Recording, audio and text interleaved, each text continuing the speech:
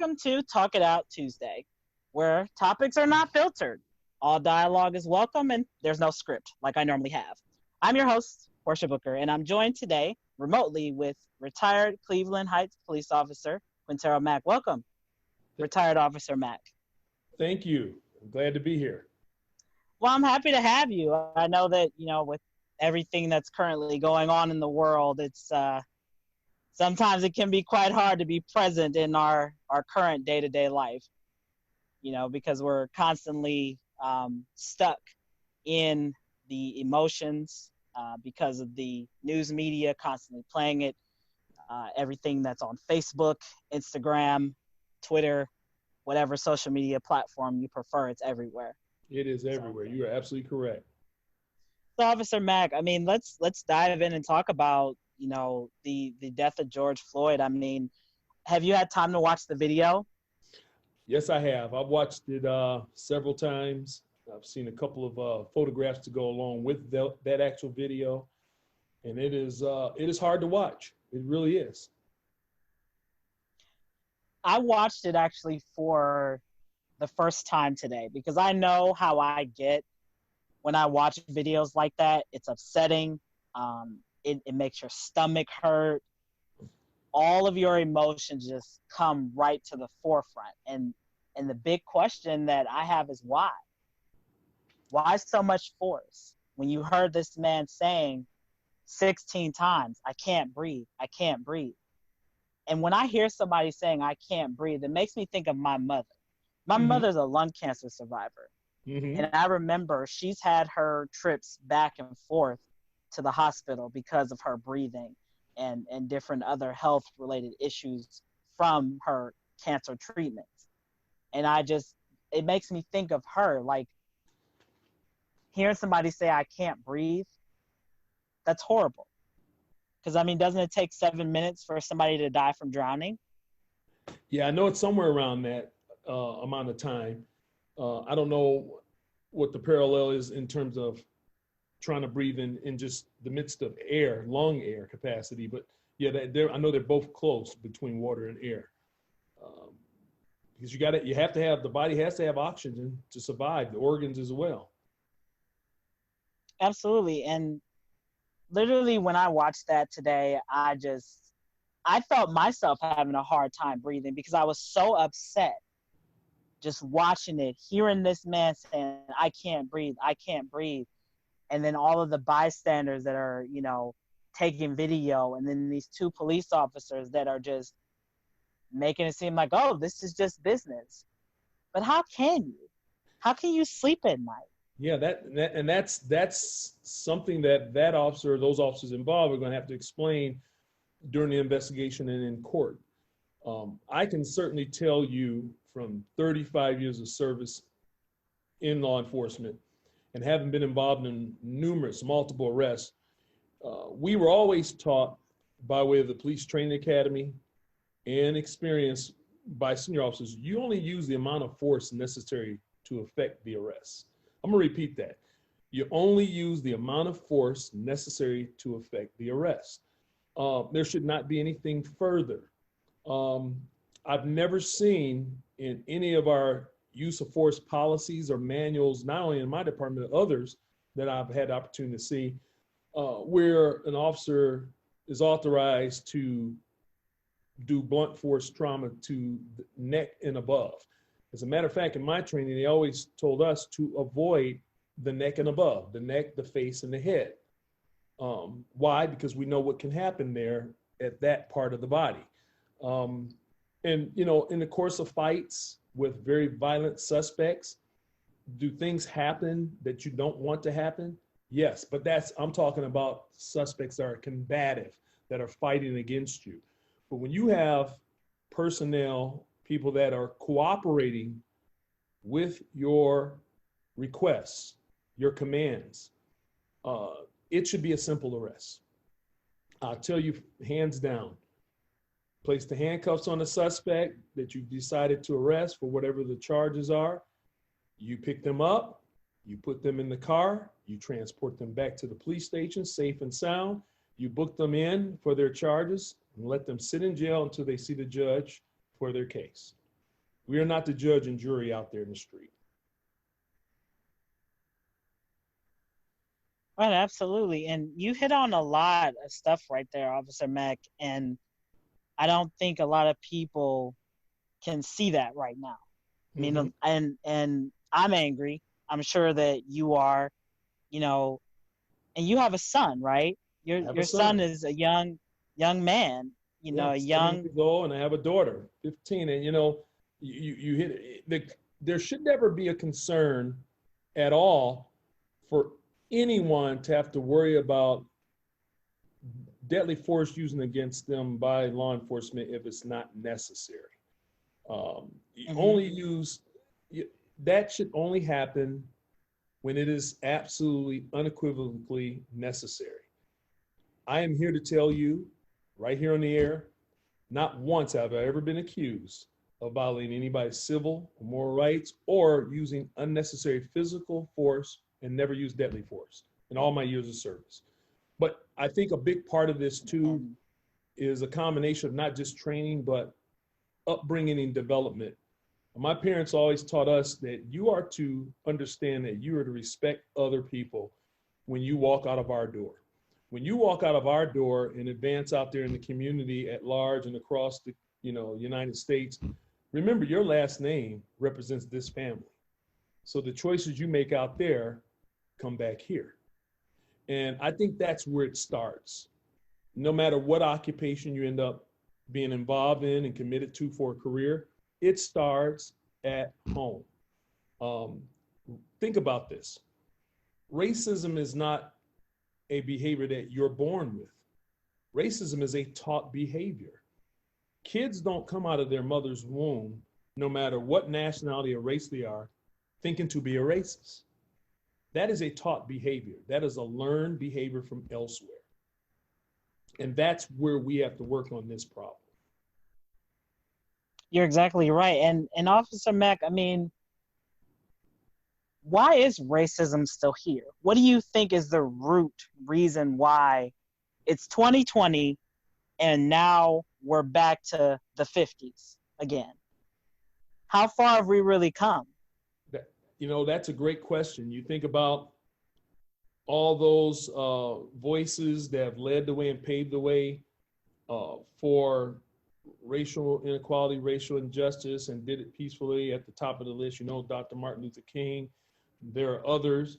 But, I think that when you're not held to a high level of accountability for your actions, no matter who you are, then it's human nature for people to think that they can continue to get away with the things they get away with.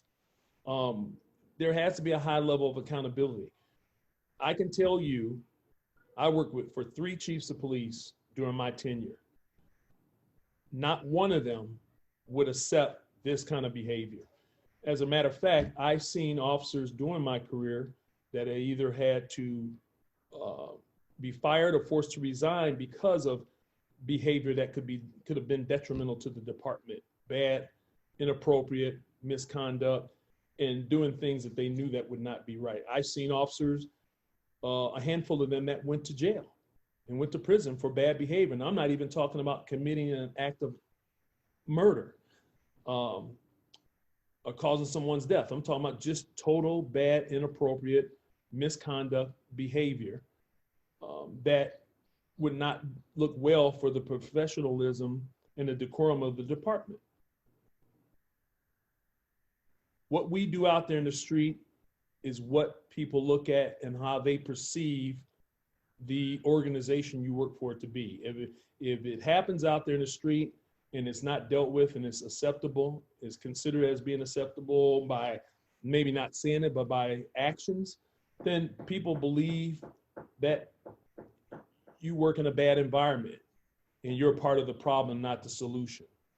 I've always made the effort throughout our community to make sure that people understood. Doesn't matter if they're homeowners, renters, tenants, doesn't matter what they own, business, churches, schools, that this officer who works in this community cares about every last one of you all's lives, every last one.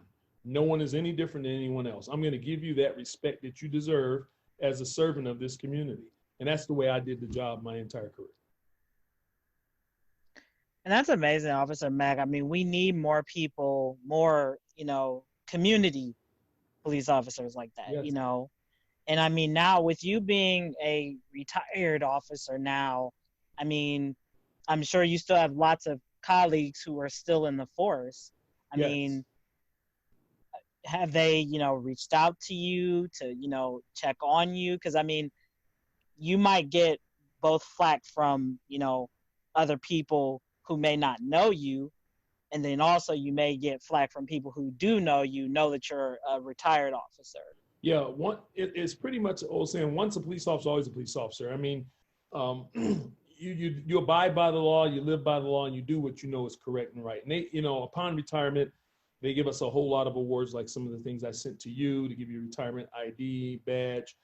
It just says retired. But, I would still make the conscientious effort to help those in need, given the opportunity I'm there.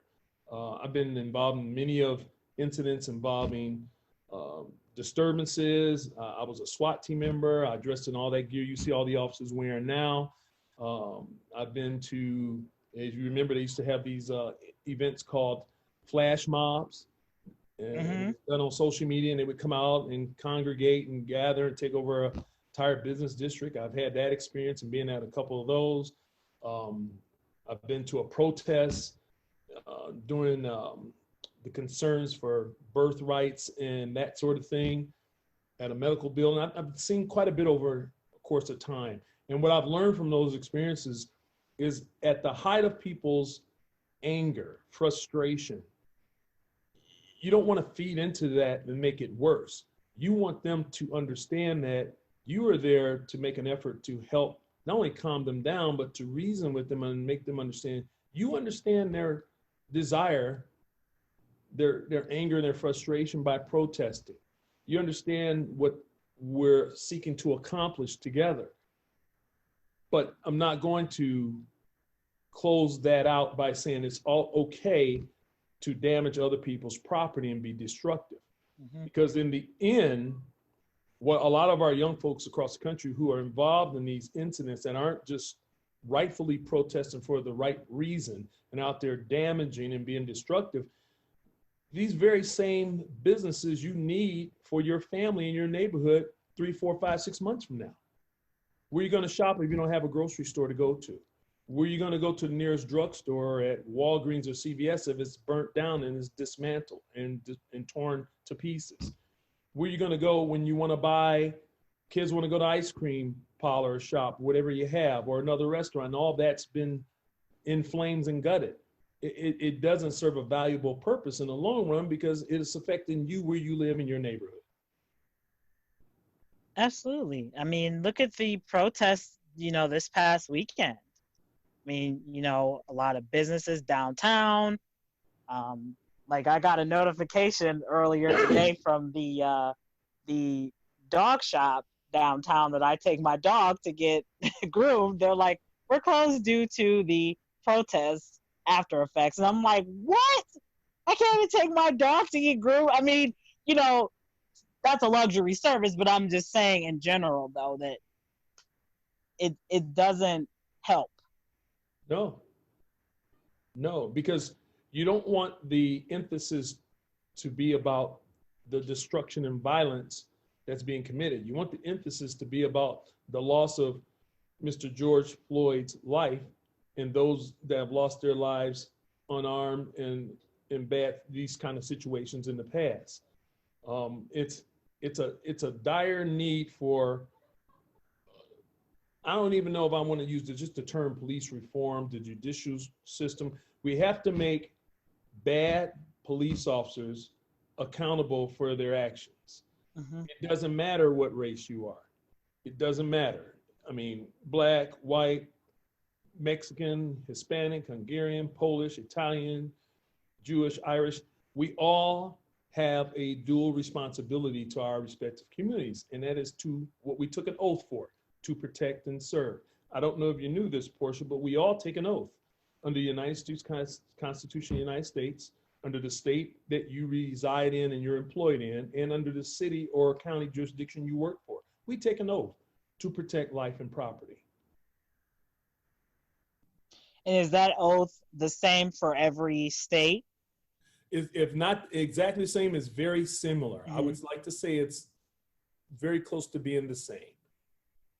We take an oath, just like the president of the United States, the governors that become governors, the senators, the congressmen, the mayors. We take an oath, a sworn oath, to protect life and property. And in the Constitution of the United States, the state where you work and reside, and also if you work for a city or a particular county, we take an oath. And I personally take that oath very seriously. Let me just say this to you.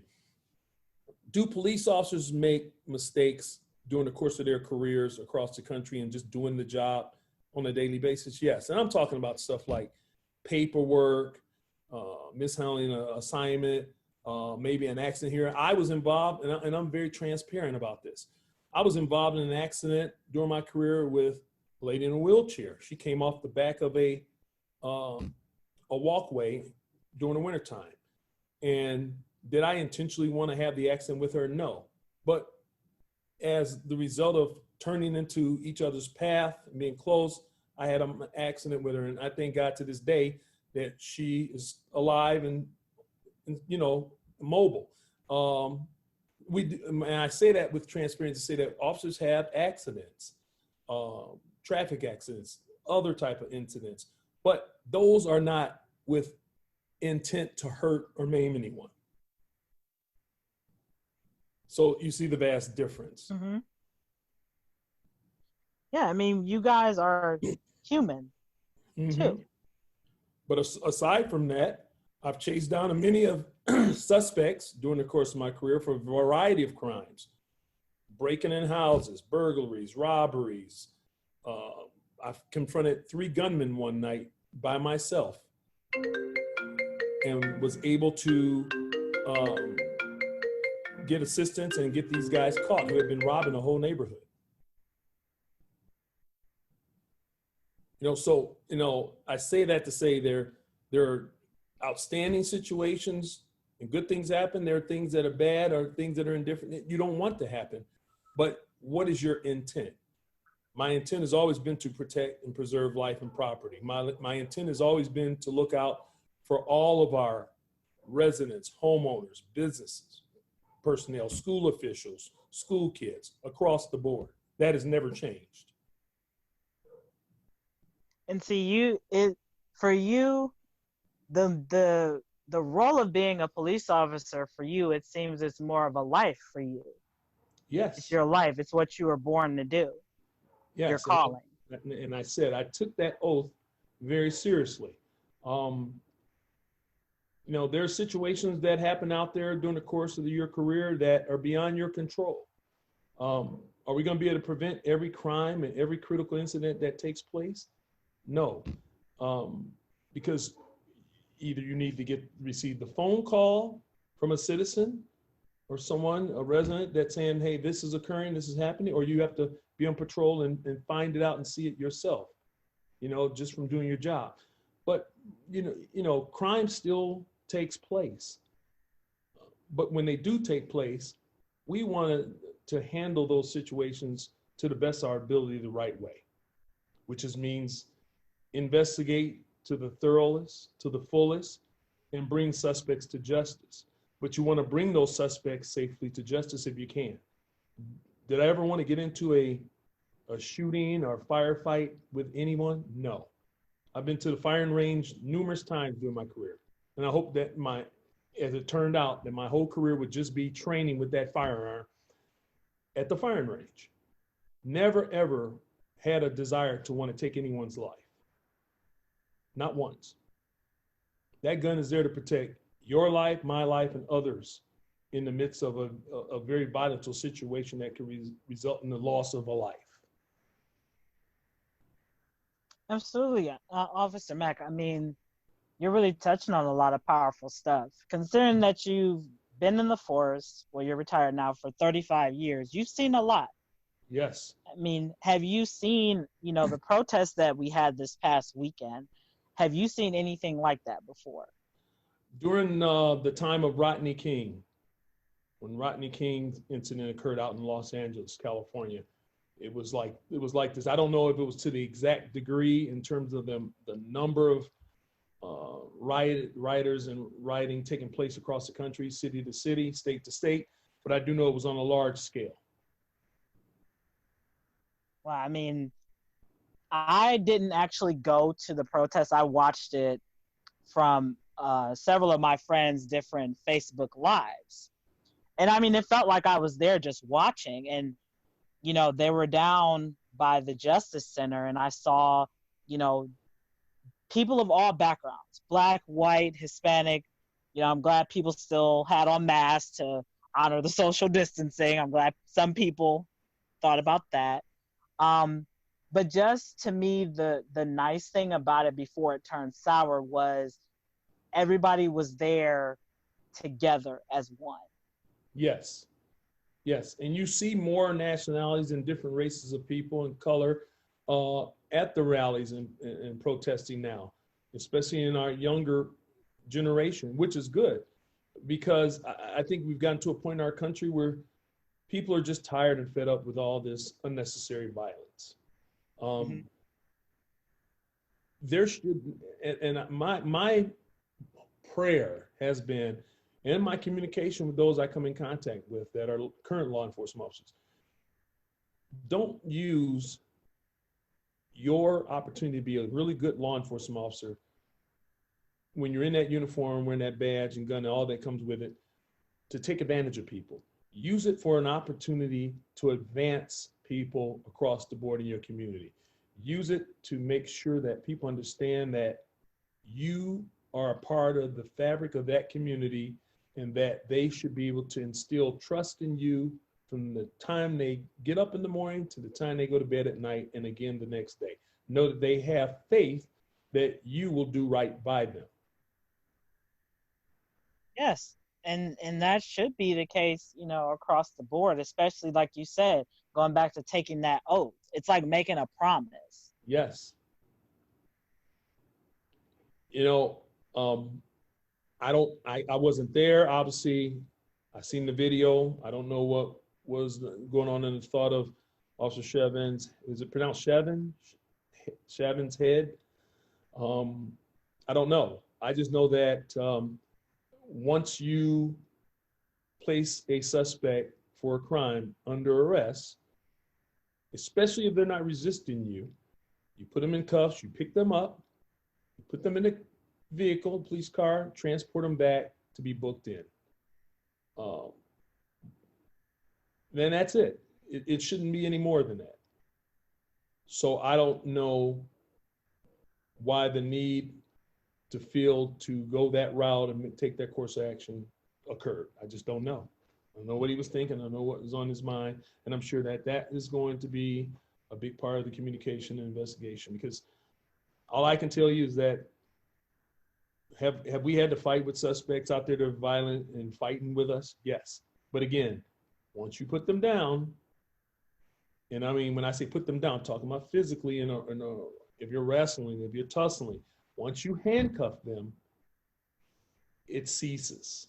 You stop getting engaged in this physical confrontation that should not lead to anything else. You pick them up, secure them, and you have the responsibility as a police officer to make sure that that suspect who you've arrested gets back to that jail safely and in one piece so they can be booked in and held awaiting their charges in court. That is the way it's supposed to work. Just that simple. But I just had this conversation with somebody earlier. I said, we make things so complex when we say, well, this was justified. Well, no, this is not how it should be. It is what it is. Mm-hmm. Common sense tells anyone. We take the aspect of law enforcement out of it. If you put your knee on another woman's neck, or I put my knee on another man's neck out there in the street, don't even know each other from Adam. You hold them down long enough, you could produce seriously bodily harm. to the point where they could asphyxia, can't breathe, cut off circulation of air to the windpipe, throat, the voice box, or paralyze them or cause their death. And that can happen with anyone that would do that. So I say that to say that's common sense. That's common sense. And if you let anger, hostility, and other reasons overtake your common sense, this is the end result. Absolutely. You're absolutely right. I mean, where is common sense at, Officer Mack? It just seems like common sense is a what they call a superhero trait now. Yeah. Like I said, I've never seen in any use of force policy where you are to apply any type of choking pressure or other type of pressure with a knee, with an elbow, with a baton, or anything like that to someone's neck or throat. Yeah, because it's like, is it really necessary? No, especially if you, like you said, you already have them restrained already. So why the extra? Yeah, that's a great question. And that will be a question that those officers will have to answer to in court with their attorneys. So I'll tell you, you want, like I've always said to officers, as I, grew up and developed in the occupation. And you learn from your rookie year and your first 0 to 5 years, 5 to 10, 10 to 15. But I also think too, it's a different time in law enforcement from this perspective. There were more seasoned senior officers on a lot of the departments across the country where you can get some really good one-on-one communication training, not just from the training manual and the academy, but just learning from those older officers' experiences. And a lot of departments are a lot younger now. So also comes into questions how much experience is there for even younger officers to learn from. That's true. I mean, that's a very good point that you make. I mean, if you don't have a veteran there who's kind of like jumped through every single rope, yeah, and and can't been on pass for a down long that, time. yeah. If they can't pass down that knowledge, it's like how are you gonna know? Mm-hmm. And not everything that's in a book of code of conduct, not everybody reads those and knows them from front to back. No, they don't. But as a police officer doing this job, you better stick your head in that book periodically and read about your areas of concern, such as any type of uses of force, whether it be physical, deadly, the rights of people. You better read that, and you better stay abreast of it, because it's what you're going to be dealing with during the course of your career. Absolutely. So Mac, let's kind of shift here a little bit. Now that we have the protests going on, still, I mean, what's for the future?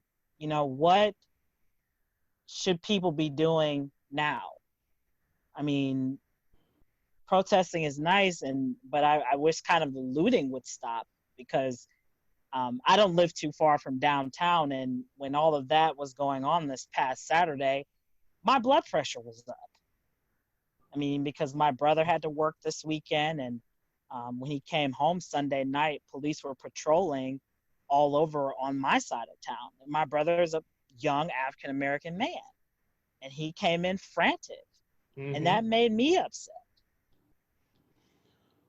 We're going to have to get to a point in our entire country, and this is on down from the White House, federal government, state government to county, all one page, about how important it is to make sure that this doesn't happen again, that lives are to be saved and valued at its highest level of living, no matter what race you are.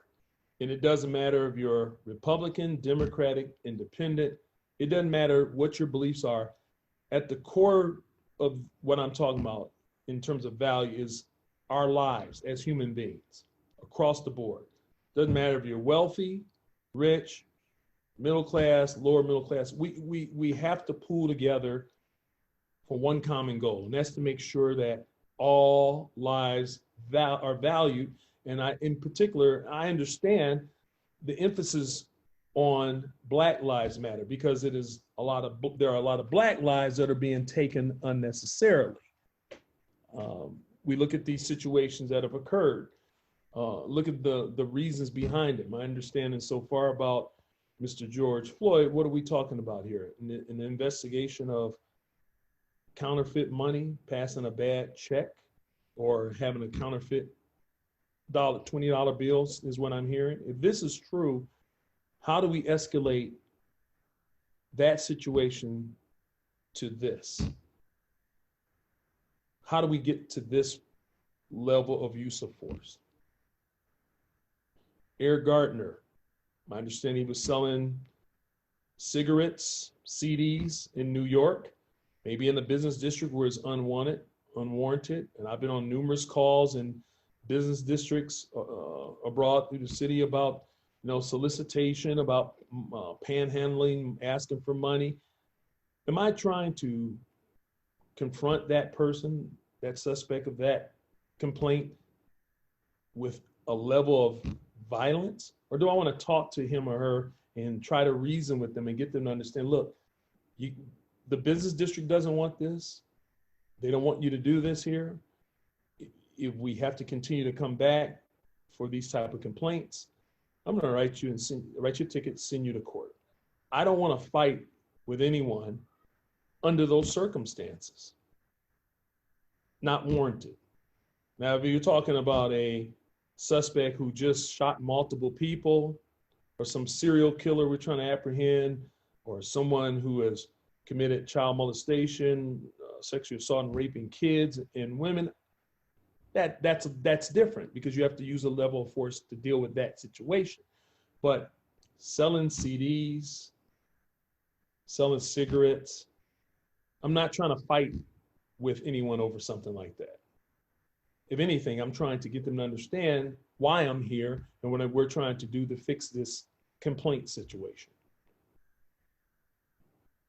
Absolutely. I mean, like you said, that was my biggest question. Like, how did it go from this man, whether he used a counterfeit 20, 50, 100, whatever, all the way to this extreme situation where his life is lost?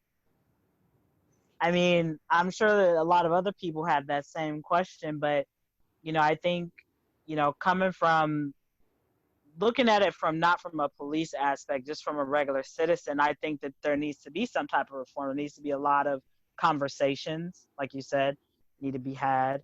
And there needs to be a diverse group included in those conversations. Yes. It can't just be a table full of all whites. It can't just be a table full of all blacks. It needs a collection of people.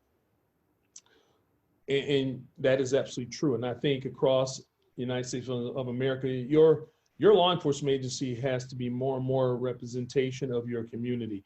You do need representation in the higher ranks of law enforcement agencies to be of different nationalities and different colors, and it can't be all white. If your community is, 70% black, 30% white, 60% black, 40% white, or vice versa, you gotta mix that up and make sure that is displayed in your agency, because you want to see, people will go by what they see, right? They go by, a lot of times people don't even know others, what they see, especially like for us in uniform, they go by what they see before, a lot of times before they even interact with us. They may not say it, but a lot of people think it. You can't change the mindset of a human being. Whatever they think and whatever is on their heart and their mind is the way it is, unless you can get them to be reasonable, to see and understand who you are and where you're coming from.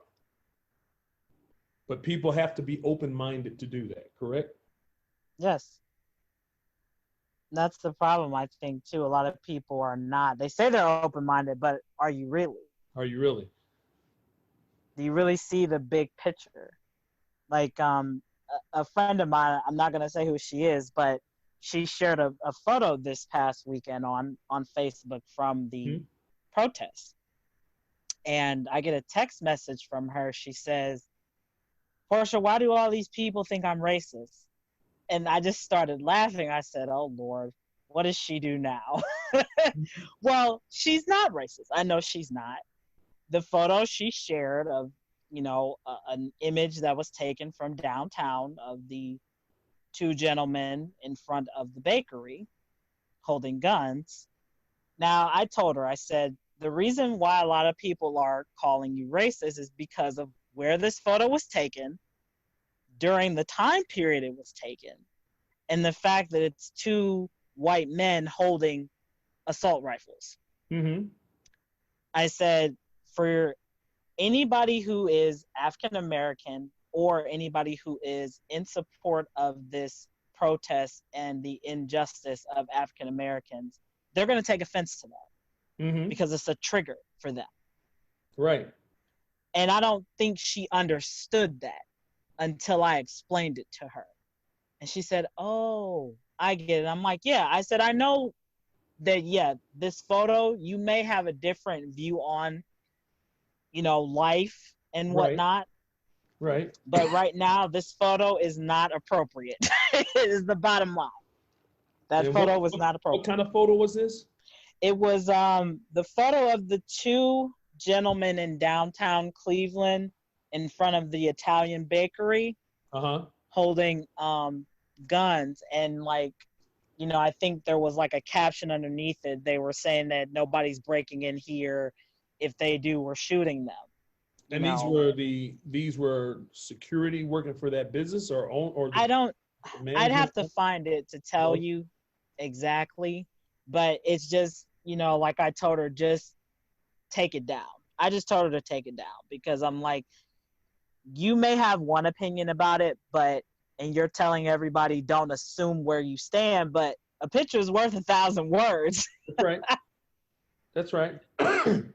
They know where you stand based on the photo you just shared. Mm-hmm.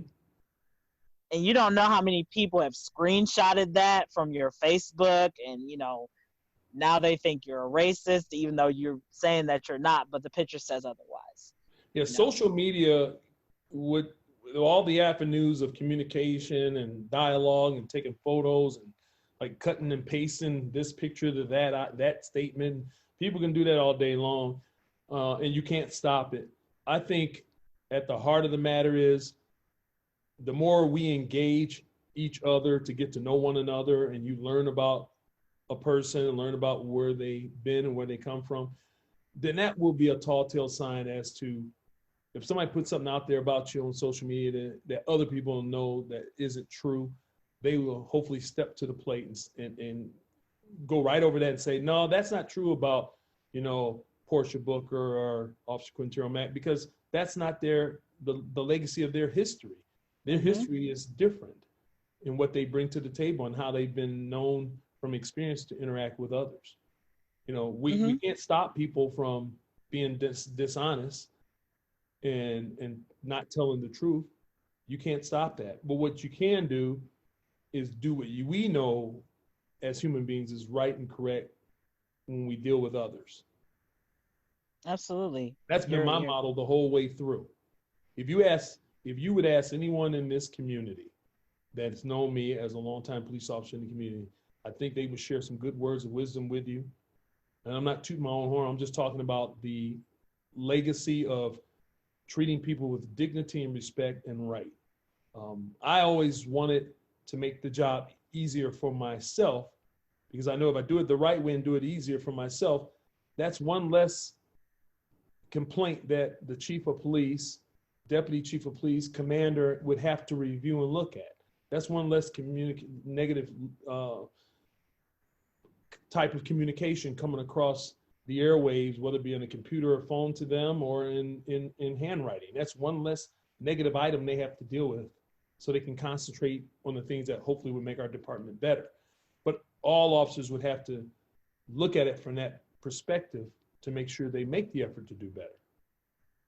Absolutely. You're absolutely right, Officer Mack. I mean, I thank you again for taking some time out of your day to talk to me and, be able to give people some advice. I mean, we're about to wrap up here, but Mhm.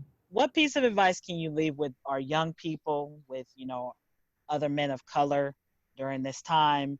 I know that this is upsetting and this comes around every so often. Yeah, this is really a tough situation, and I'm gonna have to go to a couple examples here because, you know, I know several. I bet you 100 times plus I stopped people that had carried concealed permits with a gun on them, and they told me they had it on them. They presented their driver's license, they presented their carry concealed permit, and not one time did I feel threatened by that because in my mind, if you're honest enough to tell me you have a firearm on your person and you have the credentials to go with it, then typically bad guys and criminals would not tell you that. They would not share that with Right. you. So you can somewhat ease the tension and bring your guard down once you have learned the identity of someone you stopped on a traffic stop. Once they've told you they have a firearm and they presented their carry concealed permit and their driving credentials, driver's license, you've identified them, you whatever you've done, looked it on the computer, called it on to the dispatcher. But I use this as an example because I've had a very hard time looking at that video of Philandro Castile in Minnesota, the incident previous to this one. Mm-hmm. And that's the one where the young black male, African American, was in the car with his girlfriend and I think a 4-year-old in the back seat. And I watched that situation on body camera and I see where this young man told the officer that he had his credentials and a firearm on him with his child, with his girlfriend in the car. And I still am having a very difficult time understanding how did it escalate to the point of deadly force. Because I know from experience, stopped many people with carry concealed permit with guns. And I never felt threatened once they communicated to me that they had it on their person. Mm-hmm. Yeah. I never drew my gun and pointed it at them. I talked to them, I reasoned with them, and made them understand that I appreciate your communication to let me know what you're supposed to do by law, which is to let a law enforcement officer know that you have a gun and a carry concealed permit as a carry concealed permit holder, and it is on your person or in the car. I appreciate that. I value that you would even communicate that way with me because everyone's not going to be upfront and honest with law enforcement, especially if they feel like they're being taken advantage of. So I always put the best foot forward to make the best of those situations and make them work out. Absolutely. Thank you again, Officer Mack. I appreciate you coming on, and I hope that things do we reach some type of agreement. How about that? I think that's what we need. We need to find a middle ground here because I don't think this is ever going to end. Personally, I Mm-hmm. think there's always going to be some type of incident that involves, police and African Americans. I believe there is, but I just hope that some type of agreement can be reached. You're absolutely right. And I'll leave you with this. And I'd like to believe wholeheartedly that majority, if not all, majority of law enforcement officers know what I mean by this statement I'm going to make. When we took an oath to preserve and protect life and property and swore to do that before we pinned that badge on our chest, it wasn't based on color. It wasn't based on nationality. It was just based on simply protecting and preserving people's property, their lives, and looking out for all. And I think that if we all, attend to it that way and make that our consummate effort moving forward, we'll be in a better place as in terms of our profession.